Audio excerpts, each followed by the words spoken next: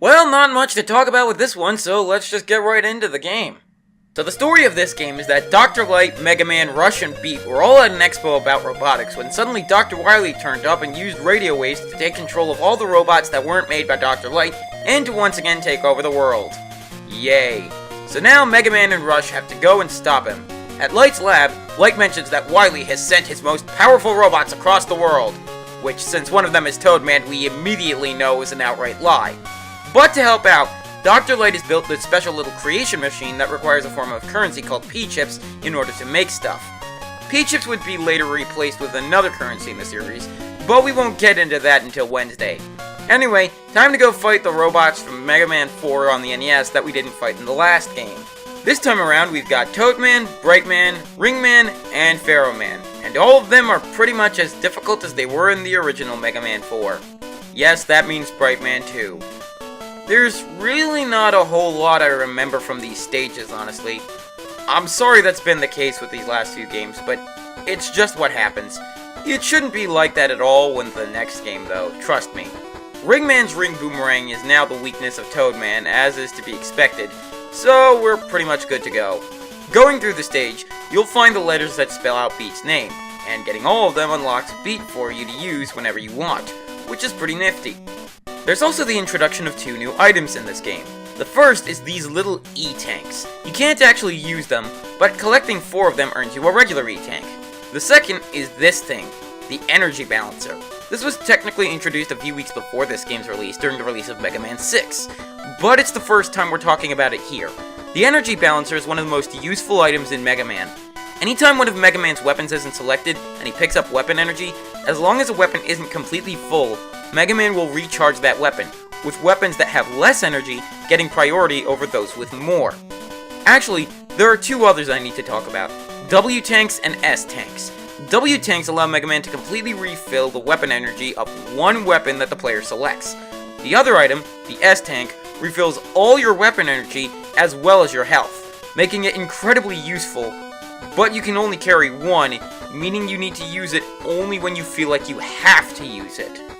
After you beat the 4 Robot Masters, Wily flies out to the middle of a forest and unleashes a fortress which Mega Man is somehow able to dodge and avoid the attacks from. Either Mega Man is really powerful, or this fortress is just the worst fortress Wily has ever made. We then have to fight a satellite dish. Mega Man takes out the dish before heading into the fortress where he encounters this guy. This is Ballade, and he's the last of the Mega Man killers. He has a habit of trying to corner you and attacking you while you're trapped using his explosives. After you get him down to 1 health, he runs off. From here, you have to face off against 4 Robot Masters from Mega Man 5, as has been the case with the last 3 games. Crystal Man, Napalm Man, Stone Man, and Charge Man. No Gravity Man, what a shame. Each of their stages is about what you'd expect. Crystal Man is, of course, now weak to the charge kick. Also, just like with the last 4 stages, in these 4, you'll find the letters to Wily's name, and you absolutely need these if you're to access the final level of the game.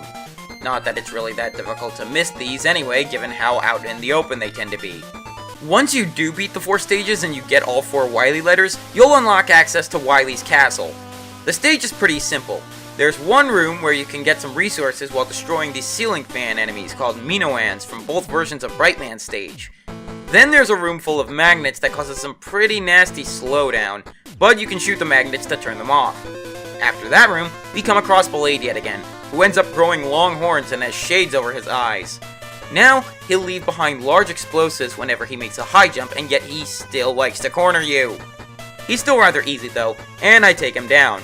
For defeating Ballade, we get his weapon, the Ballade Cracker, which can be thrown in almost any direction and explodes upon contact. And we'll need to learn to use it too, because the next level involves escaping from an exploding hallway while throwing the Ballade Cracker at these missiles.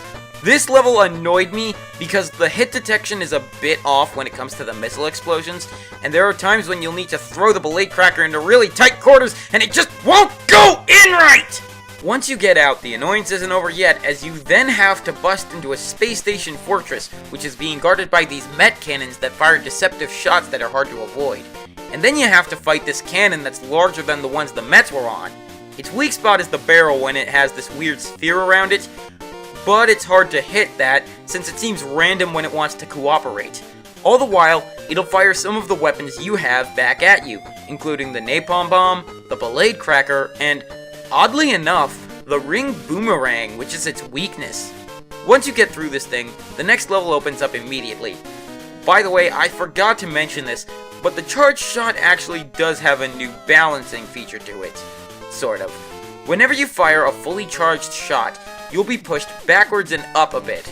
It's not that big of a problem, but it can be if you're not careful, like if you're underwater or on the edge of a platform.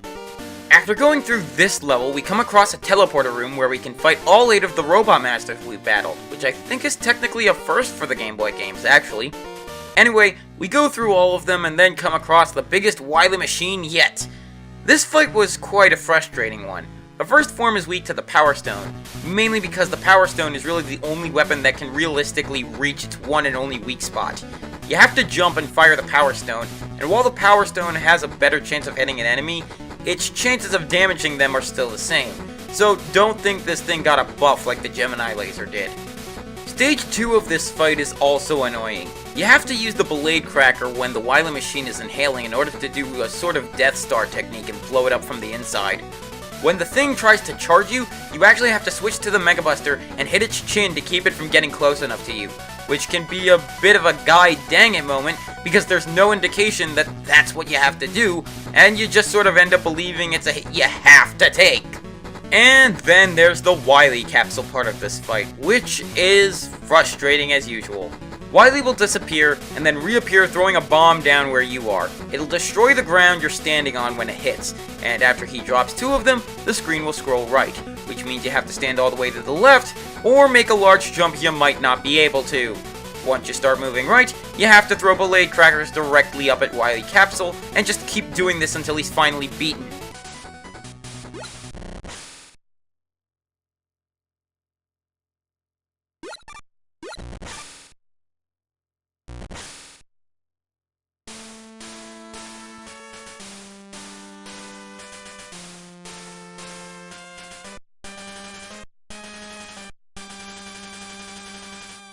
Wily will then beg for mercy as usual, but this time he's wearing a backpack of sorts. Just when you think he's given up, the backpack pulls him away like a claw shot. The base then begins self-destructing as walls try to keep Mega Man from leaving.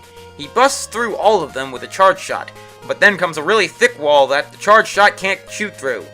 Then Ballade shows up, willing to make the ultimate sacrifice.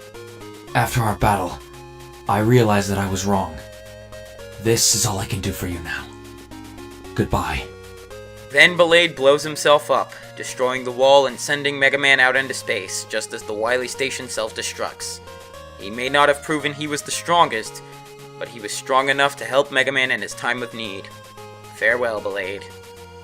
Overall, Mega Man 4 is about on par with 3 in terms of how good of a game it is. The two are both much better than what 2 was, but they're still a bit behind the console versions. Ballade is one of the best Robot Masters made for the series, and his self-sacrifice certainly makes him a noteworthy character. You might have noticed that the last few games have had rather short videos overall, and while you could chalk that up to them being portable games, I think it's more that the level design isn't nearly as interesting, and we've already seen most of the cast already, so I'd be repeating myself a lot. Fortunately, however, the rest of the games provide new, interesting content to talk about, starting with tomorrow's game. We'll be dealing with an otherworldly threat as we tackle the last of the portable games with Mega Man 5.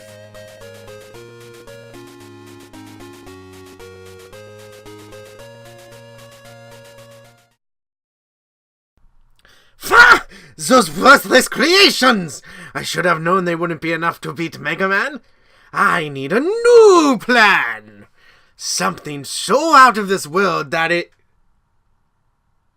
Yes, out of this world.